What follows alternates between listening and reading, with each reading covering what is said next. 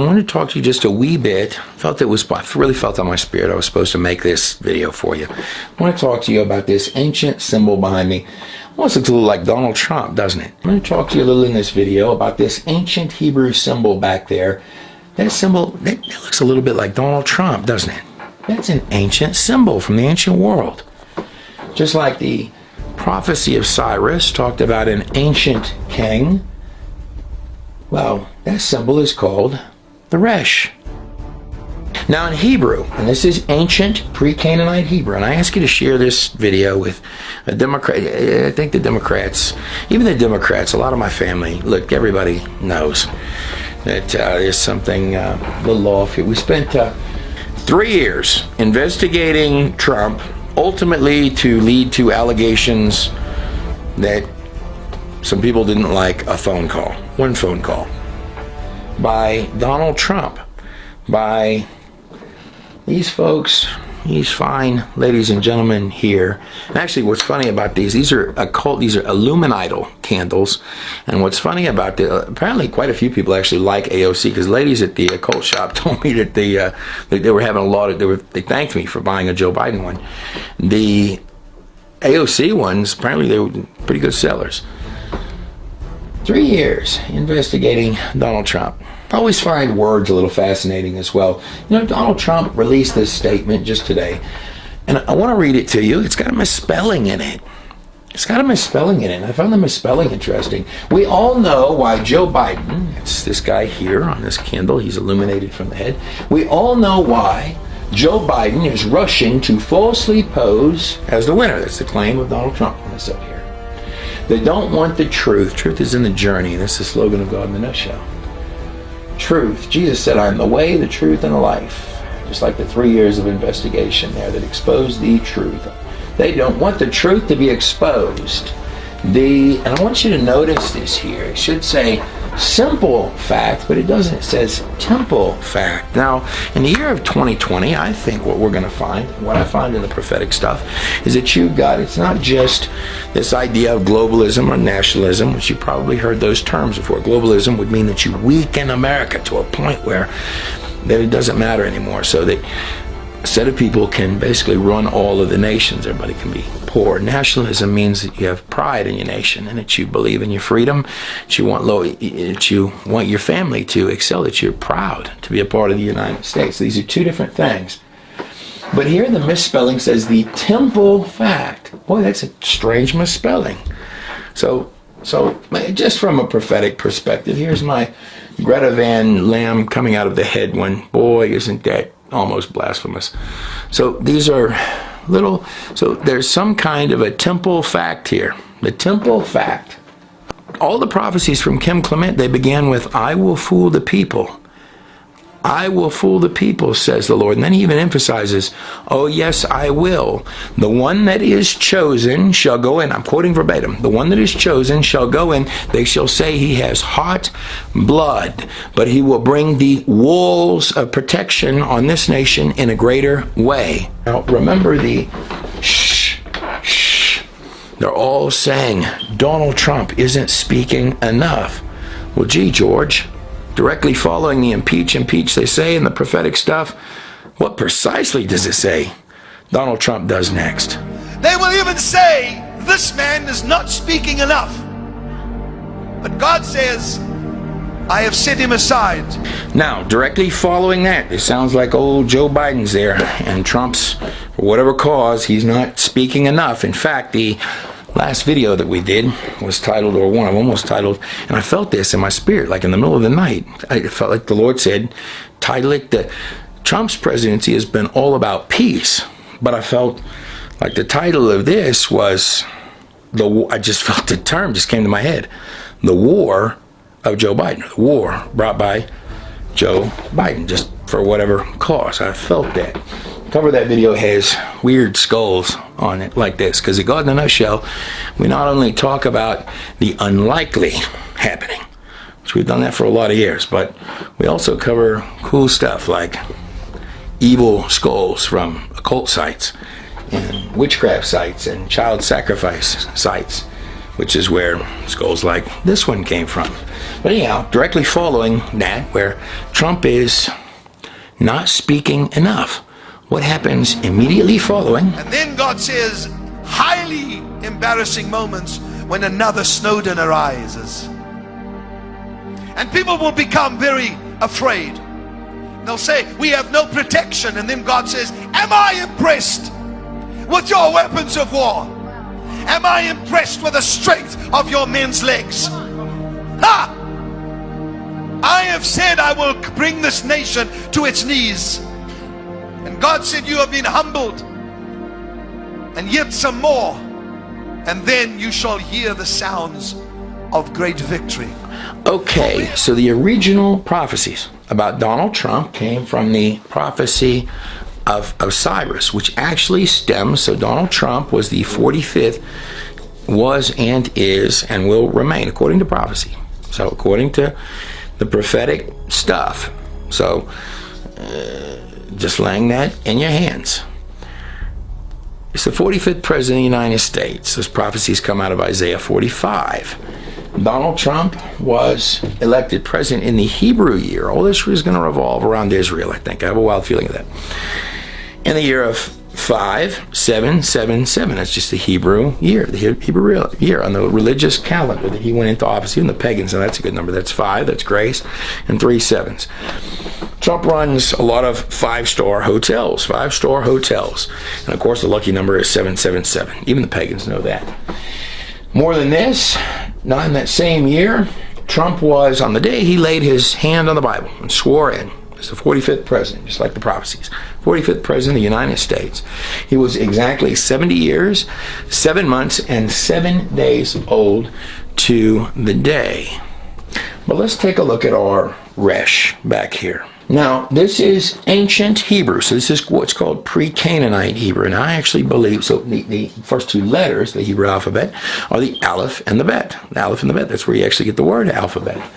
The language is comprised of 22 letters, just like 11 and 11. So you're about to come up on the date. You might see 1111 on your clock sometimes. So we're dealing with 20s here and also 11s, like 11 and 11. So when the year 2020, so we're going to come down. We start right here at the Aleph, and we go all, which the Aleph is the silent letter, but yet it starts everything. Isn't that interesting? The Bet is actually the symbol for home. Go look at what the book of Genesis, the first 6 letters. Man was created on the 6th day. First 6 letters. 6 Hebrew symbols make up the word, the 3-letter word in the beginning. It's actually the word Bereshit in Hebrew. And it starts with the Hebrew Bet. What the rabbis believe is that whatever letter, whatever symbol starts a paragraph, a sentence, or an entire page should give you some idea of what the entire text is going to be about. Well, the first 3 letters of in the beginning, Bereshit, of the Hebrew Bible that makes up that 6-symbol name in ancient Hebrew. Well, it starts with the Hebrew Bet. Well, the Hebrew Bet is the symbol for home. So everything you're reading from Genesis to Revelation is about home. And home is owned by God. God said it was with words that these worlds were formed. But 22, that's 11 and 11. 2 11 and 11s. If I count inwards to the 11th letter, that's actually the number 20, like the 11th hour. That letter is called the Qaf. Now it can either represent an open hand that's giving, or it can represent the open hand through which the eye, the evil eye, comes through. Either one, it's a duality.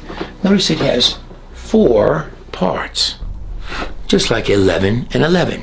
Now, interestingly enough, not only in China is the lucky number 6. A lot of you didn't know that, did you? Not love China, but the lucky number there actually, as coincidence would have it, is actually 666. 3 6s. It's a lucky number in China. Let me see here. The allegations or a lot of stuff about big tech and how they're going to take over, just listening to the news. And even from the Democrats, the hardcore Democrats say that. And then on the other end of it, that Joe Biden is working with China. I don't know. Let's just keep going. Now, 11 and 11. Well, China on 11/11, which is right around the corner, well, that's actually their largest holiday, or certainly a competitor for it, and it's a selfish day. It's a day that you go get something for yourself. And all of this stuff right now, in fact, the spirit in America is a selfish spirit. That's what it is. That's what it is. And there are highly embarrassing moments that are about to occur for many, many politicians in this nation. There will be a shaking amongst the Democrats in the upcoming elections, but unsettling for the Republicans. Why is God doing this? For God said, I am dissatisfied with what emerges from both parties. And then there is a nation, he showed me and took me, itching for a new kind of war with America. They will shout, impeach, impeach, they say. But nay.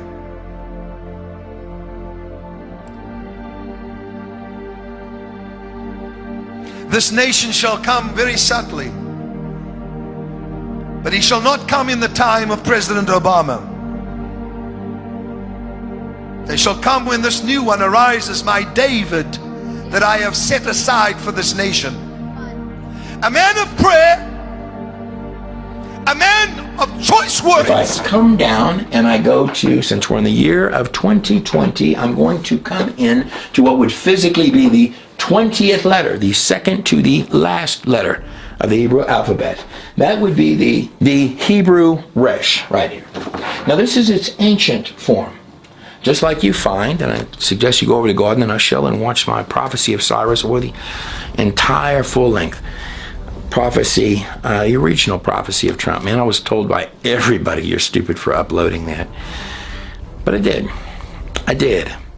And let me tell you something about prophecy. If prophecy looked like it was going to happen, like I prophesied to you, I said, I think the sun's going to come up tomorrow.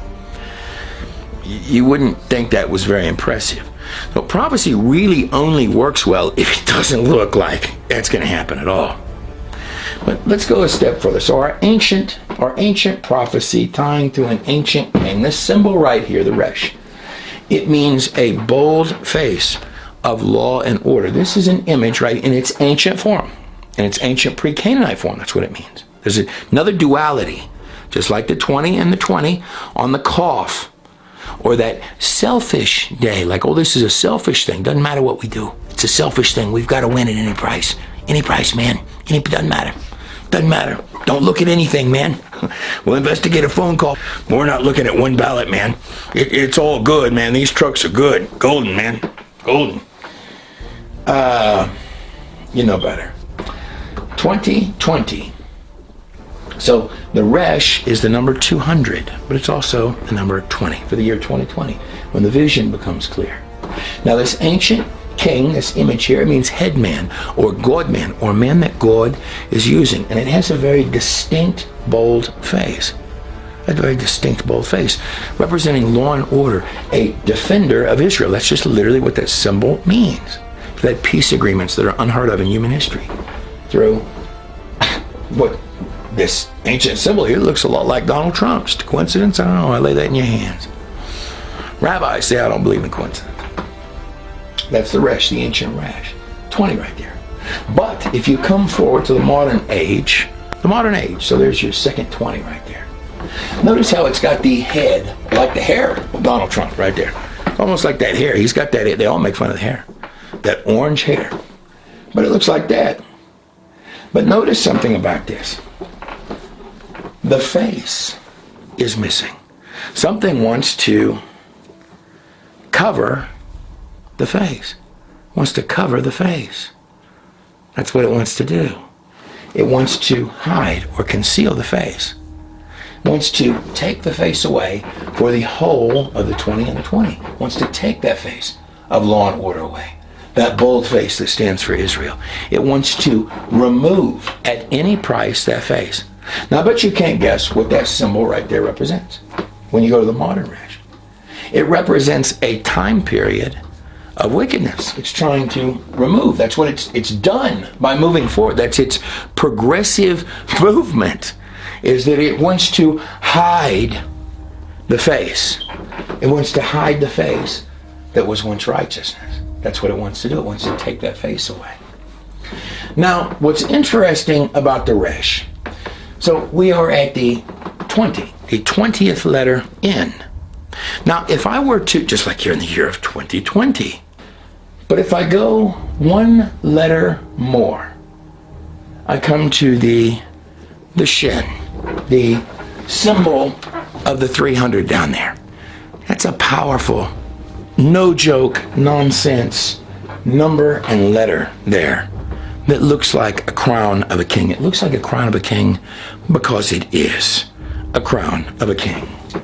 The Shin represents teeth. Now, this would be 21. So if we were, I'm just guessing here, but if you were going from this time period of trying to cover the face of justice and righteousness, that the stage that follows that, this symbol in its most direct interpretation, is going to be the consuming fire of God, the symbol of the literal portal leading towards the Mashiach. The final letter is the 22nd letter of the Hebrew alphabet, which, not to bring it up, is a cross, which means sign or mark. This symbol right here, the consuming fire of God, or the teeth of God that are coming to chew up something, perhaps that unrighteousness, right following after that wicked Resh, standing right there. And then you've got this sort of portal of consuming fire. Looks like a crown of a king. You know, in the number 300, the movie 300 was about these Greeks that went in and they managed to get slaughtered down the last man. But those Greeks were actually, they went and did that based on a legend. But they tried to do it with all of their pagan gods. And it failed on them and they got slaughtered. It wasn't a heroic story. It was heroic to the degree that they really wanted to do something good for their country. But they ended up all getting killed. What their motivation for that was based on God's 300 with Gideon. And he found Gideon, and Gideon felt really down. And he was sitting there in the heat of the day under a cool place.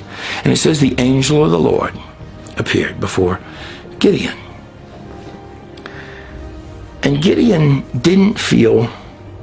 he felt really down because the evil was prospering all around. And he said, how could it even be stopped? And the Lord said, get up, mighty man of valor. Get up. And Gideon was about to go on a journey with his 300 men. In fact, Gideon, but the enemy is, Gideon had an army. So well, the enemy is so many. Look at him. And God's reply, God's attitude towards this was, you're right, I think you need less men. The enemy is too many. You need less men. Gideon was telling the angel of the Lord, but the wicked, they prosper. And God said, that's right, I've been the one funding them. I give them the finest of materials. They've got the greatest of temples. They are literally making grand middle fingers made of gold, pointed straight up at the Father of all life. I'm the one that funded all of it. Wait until the day of my judgment. This was God's statement to Gideon. Gideon took his 300. He never lost one man. Confusion would come upon armies as Gideon would march forth. But the number of the Shin, or this crown of a king, that comes directly following this time of chaos. That's what it symbolizes there. Take it, interpret that however you like. It comes directly following the symbol of the Shin. The symbol of the Shin, the symbol of Shem, or one of the three sons of Noah, the one who Noah put the highest crown of blessing on, symbol of the Shem. It's the hidden name of God.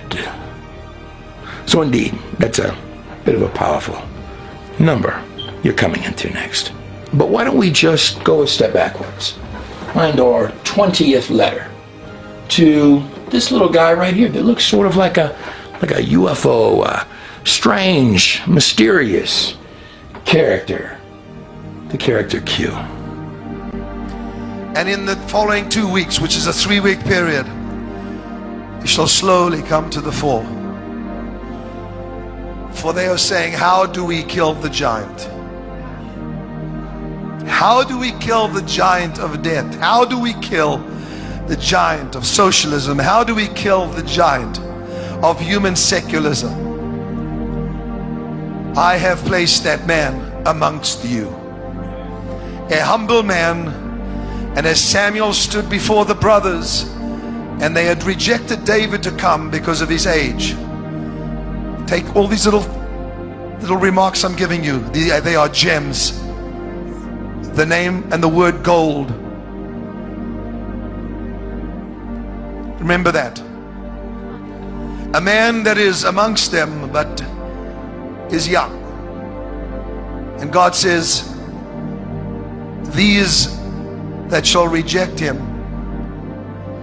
shall be shocked at how he takes the giant down. Now hear me please. And this image is sort of what's going on. Each one of these, by the way, is equal to 200. But if I were to go back one letter, well then I would be at the letter Kuf. Now the Kuf in Hebrew, this is the 19th letter. 19th letter. Just like in 2019, boy, every other thing they talked to you about on the medias was this Q thing. Well, whatever the case, the Kuf in Hebrew is, of course, where you get the Q in our English, and that would be the 17th letter in our English language. And of course, the Q, first time I ever heard of all this Q stuff, and I haven't even read one post.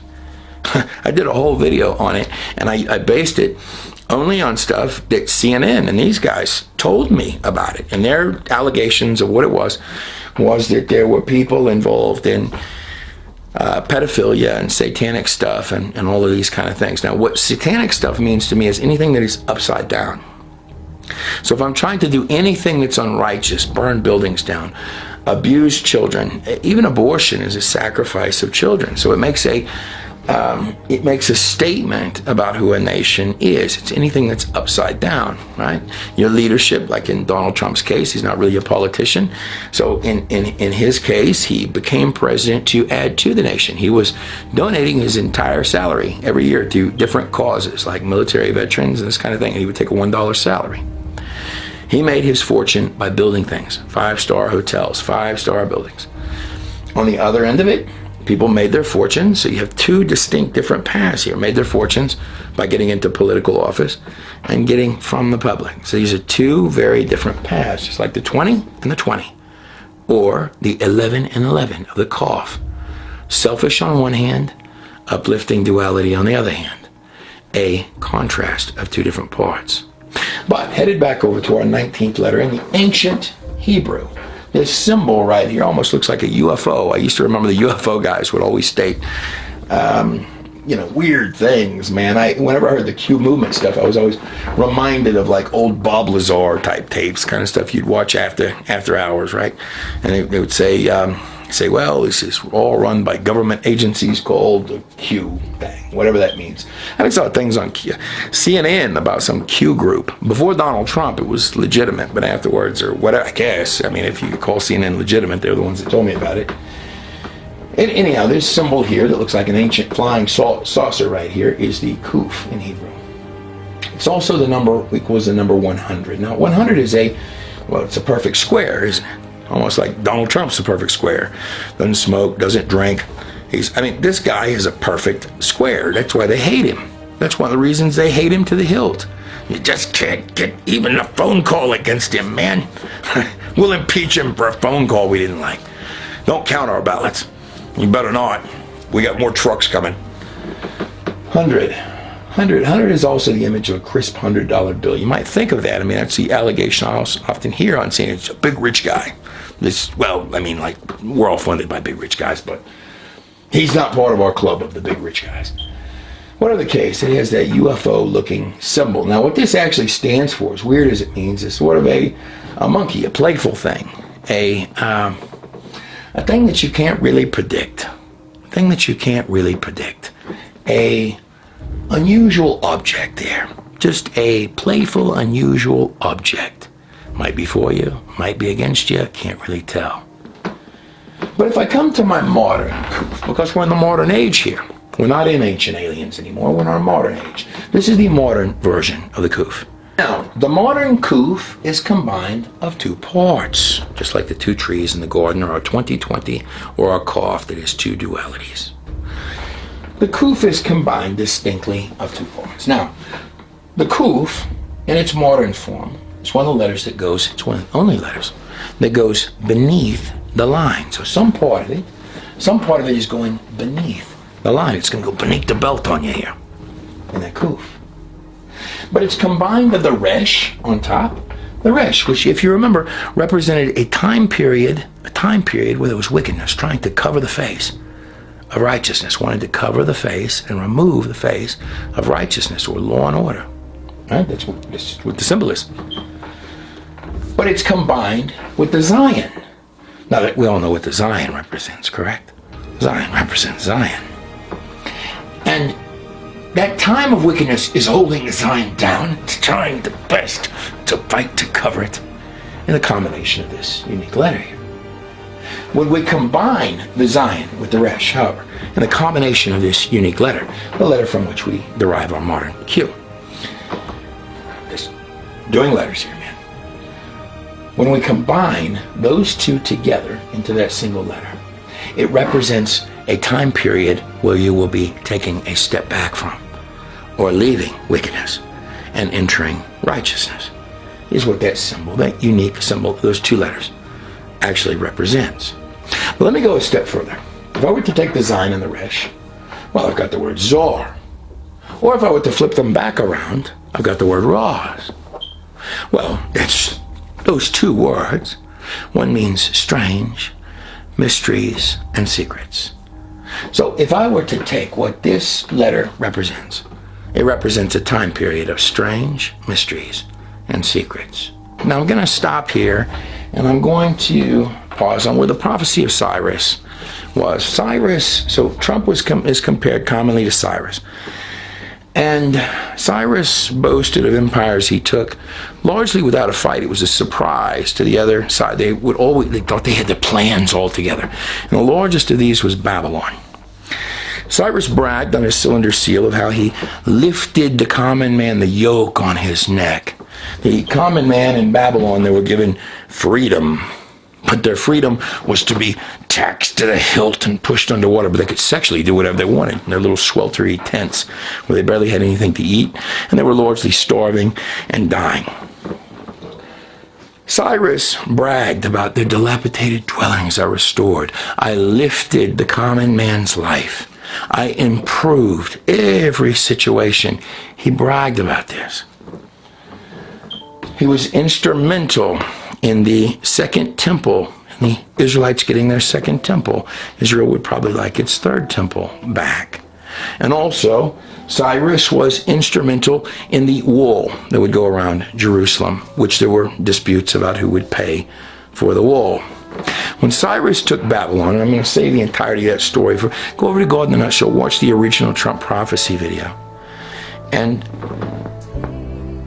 because I think that hidden in there, remember Joe's slogan, battle for the soul of America. Battle for that soul. We got to get a hold of it, man. Any way possible. Battle for that thing. We can get it. We can get it. We're almost there. I got my fingers around that soul. Remember that slogan? Because I bet that plays a role. But what happened with Cyrus was the moats around Babylon had been drained. And the Babylonians, the spoiled Richie Rich kid, the aristocrat who had taken over Babylon, was throwing a party with all the artifacts of God. He was disrespecting every possible thing about the empire he had inherited. Just disrespected it. Disrespected everything about it. He's back there getting drunk on the goblets of God. When a hand came out of thin air and it wrote on the wall, "You've been weighed and found wanting. And this was Belshazzar. He went loose and he said, well, how do I interpret the writing on the wall? His mother told him, she said, your father would go to Daniel.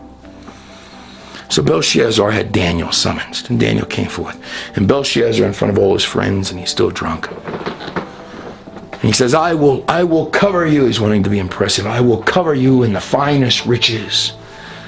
Put gold and silver all over you. I will even give you up to half of my empire. You'll just interpret for me the writing on the wall. That's actually where you get that line in common English, the writing on the wall. And Daniel looked over at Belshazzar, because see, Daniel had the math for the very day this would happen. It was Daniel that would walk down the front stairs of Babylon and lay the scroll of Isaiah in Cyrus's hands, which was written hundreds of years in advance. He said, O Cyrus, I have known thee, though thou hast not known me. You are my servant. I have loosened the loins of kings before thee. That was Belshazzar's shaking little legs when the hand came out of thin air, and he wet his shorts, browned his shorts. That's what it states in the text that he did. It was a fulfillment of prophecy. O Cyrus, I have known thee, though you have not known me. And it talks about how he lowered the water. That's what he did while they were throwing their drunken party. Well, Belshazzar, Daniel is standing there. He says, will you just interpret the writing on the wall for me? In front of all his friends. Daniel said, you keep your gold and all of your silver and your riches. And I'm sorry to tell you, Belshazzar, but you don't have half an empire to give. But I will interpret for you the writing up here on the wall, Mene, Mene. It says you have been weighed and found wanting. Well, they were getting drunk on the goblets of God that night, all herded in one spot. His father never would have done anything that stupid. The moat that surrounded Babylon had been drained, the areas they weren't looking at. And all through the night was crawling with Persian soldiers while they were partying in their celebration and their victory, unaware.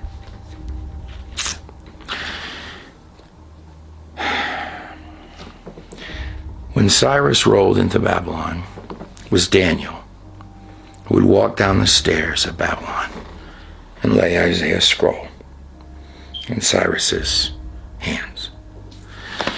I want to thank all of you. I tell you, Shadrach, Meshach, and Abednego. So I don't know what will happen next with our nation, and I trust the Lord in that. And if it is Joe Biden, then that's what the Lord decided, and there was something wrong in myself and a lot of people's interpretation of things. But if not, I would ask you to remember that on the other side of the screen, not for me, and give no glory to me. And I also want to apologize to other ministries that I've said foolish things to over time, and even other people that were prophetic and stupid squabbles. I said some things to Mark Taylor at one time that I shouldn't have, and I really have regretted that. And I mean, people argue, they say dumb things. I do, other people don't, I do. Forgive me for that. Shadrach, Meshach, and Abednego, when the king was going to throw them into the fire pit, and the king was pleading with them, he would say, please just bow down to the idol, and then I can free you. I don't do this, man. Just bow down. And the wicked people had brought Shadrach, Meshach, and Abednego and said, hey, look, they won't bow down. And the rule here, the law says that we must throw them in the fire. And even the king is playing with them. Man, just do it, please. And Shadrach, Meshach, and Abednego said, we're not going to bow. We will go. You won't have to throw us into the fire. We will go into the fire. Into the fire, the consuming flame, the shin. We will go into the fire, and our God will save us. But even if he does not, we will only bow to the Lord God of the heavens. And it says that in that flame, another appeared. There were 4 men. I pray right now for our nation. I would ask, you know, the way that the Hebrews ended up in slavery in Egypt. Go over to God in a Nutshell and make a donation to us if you can. If you feel that in your spirit, I have, over the last little time, we have stood up for a lot of things, and I would like to be able to do better quality stuff. No matter who wins or which way this goes, it's all in the Lord's hands anyway. I believe in the prophecies. I believe in them. And if I'm wrong, it's not God's fault, it was mine. But I know the way the slavery began in Egypt for the Israelites. And it began, I think, started promoting, they were afraid of the Hebrews. Pharaoh and his witchy people were afraid of the Hebrews because they built stuff, they were stronger, they were competent in a lot of ways. So they took men that weren't. No offense, Joe, I don't mean that, but come on, man. Even Judge Judy states at your best you weren't that great. And your best was a long time ago, Joe. And I trust Judge Judy. Judge Judy can figure out who owes the bill on a cell phone in under 30 minutes. She's been doing it for years. They would put men, they would, all jokes aside, what they did was they concocted a plan whereby they would begin employing the Egyptians, wicked men, compromised men, above the Hebrews, and slowly take their pay away, this one and this one and this one. Then they would call it a conspiracy, as this one would say, well, my pay is going down. No, it's not. You're lying. Quit telling everybody lies. Quit sharing lies. They would fact check those Hebrews until pretty soon they were all starving. All of them. And they would even get one set of Hebrews to oppress the other set until they had them all in their clutches. Sounds sort of familiar, like what's happening now, and pretty soon they were all slaves. I pray right now over all of you. Come over, get it, and once again, I would pray and lay on your heart if you feel in your spirit to possibly donate to God in a Nutshell. I would like to make you the best films in the world on the other side of the screen. Some of our stuff in the past was absolutely stunning, but I believe the best is yet to come. I'd like to play for you just the end of that prophecy by Kim, how he saw and how I kind of believe this will. There's been all of you know, I Republican, Democrat alike. Every single person knows there's some kind of a spiritual stranglehold on this nation. This was how Kim saw in 2014. At the same time he was prophesying that Trump would be president of the United States. How he saw what would be happening at this time. Shall be shocked at how he takes the giant down. Now hear me please. The giant of death, the giants that have come, the brothers of Goliath, stand in glee watching America. We will cripple you. You will lose your credit. But God said, watch. I said 20,000. Look not to Wall Street, however, observe. And they shall say, what is your plan for this giant? And he will take a simple stone, remember the name, and he will hold it up and they will laugh at him. But the plan is so brilliant, says the Lord, it could only have been given by me. Come on! Thank you for watching this film. There's more stuff. There's a lot of streaming videos over at GodInTheNutshell.com. God bless every last one of you. My throat's going out, it's late. I think this was important to make, though. God bless every last one of you and your families on the other side of the screen.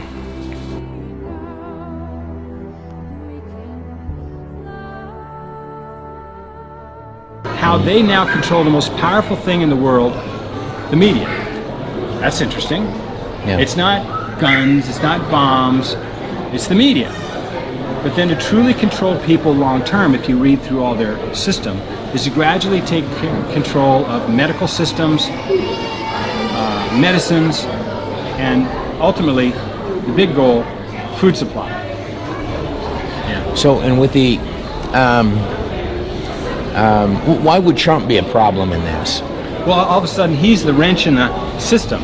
Yeah. Yeah. So just imagine what horrible position we would be in if Hillary had been able to get this presidency, albeit through all sorts of trickery, because it's obvious that's how she accomplished what she did in the first place. But he's kind of the wrench in the system, and she was supposed to be the president at this time to put all these systems in place. Now, it's a two-step system. I'm going to go ahead and slip in the back of this thing some clips of a dialogue that I did with my friend Mike Hughes. I was doing some filming out at the Noah's Ark, and he came down and actually helped with some things. Mike, he used to build things like sun-powered sports cars. It's actually one of them on the screen behind me. And even half a decade back, sun-powered SUVs that were bulletproof, no less. I mean, if you're into that kind of a thing. Some personal thoughts and opinions. I always find the guy's thoughts on things interesting. I'm just going to lay them in your hands, but I had a dialogue with him at Noah's Ark about, so it was in the days of Noah. I had a talk with him about his thoughts on what was going on. His website, he does health stuff. Mike hit a pyramid one time when he was paragliding, and doctors said that he would not walk again. He began using a certain layer from trees, using all sorts of health foods. Anyhow, he took that layer and he manufactured it into something he calls Rocket Man. His website is called GetRocketMan.com, or at least one of his websites, where you can take a look at that and just lay in your hands, take a peek at what Mike has there. It's unusual reports about what Mike's stuff does. But of course, all the things that Mike does are kind of unusual. Anyhow, here's the clips. To force people to get inoculated, because the ultimate goal is to put a chip in your hand so you can't buy or sell without having this number. Now, at first it's not that. Well, did you get vaccinated for corona? Well, you better get registered. So they give you the shot and they say, we've registered you with this, and now you don't have to wear the mask or whatever because, hey, you got the chip in there, you're registered. Oh, but by the way, just by the way, that chip of registration also allows you to buy. You go to the store, you don't even have to have a credit card or debit card, and just pass your hand and you bought your stuff. Isn't that handy? That's great. We're just going to give everybody a number, and without that number, they can't buy or sell. We're going to be taking a journey into the inception, the origin of ancient Babylon. So these right here, these are two-headed monkeys. Apparently these are real monkeys. This is a plantains. These freak monkeys died in 2004 in a freak snowstorm in the Rio Grande Valley. They were holding hands when they died, Laferia, Texas. And over here are, so the practices, and these are shrunken heads. Okay, so here's my opinion, guys. That when they're copywriting all of the clean foods, I think that's one of Mike's, probably his core complaints. GetRocketMan.com is his website. And all of the things that might heal you turn out to be patented. And even the big tech guys and the top software people are coming at you and they're trying to give you shots.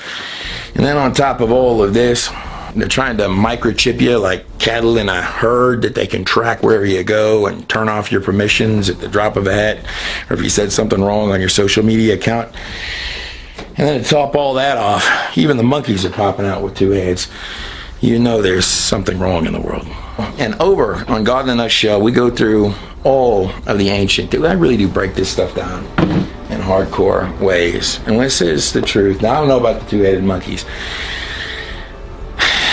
or a lot of other things in this world, but I do know about the ancient past. And when I put the truth on the top of these, I tell you, over there on God in the Nutshell is a place where I do try to make the waters part. I tell you what, guys, God bless every last one of you. And I just pray right now over every single one of you. I pray over these prophecies. I pray over this president of the United States. I pray over Joe Biden and all of the other people that are in those offices. I pray that there be respect in those offices. And I pray over God in the Nutshell and all of the weird stuff that we look at. We look at lots of weird stuff over at God in the Nutshell, stuff like this. We break it down for you. Take you completely through, the history of this place. It's not just your world today. None of this stuff is new. The history of your world is weird. We're trying to do a good job of walking you through it over on God in the Nutshell. I'm Trey Smith. God bless every last one of you and your families on the other side of the screen.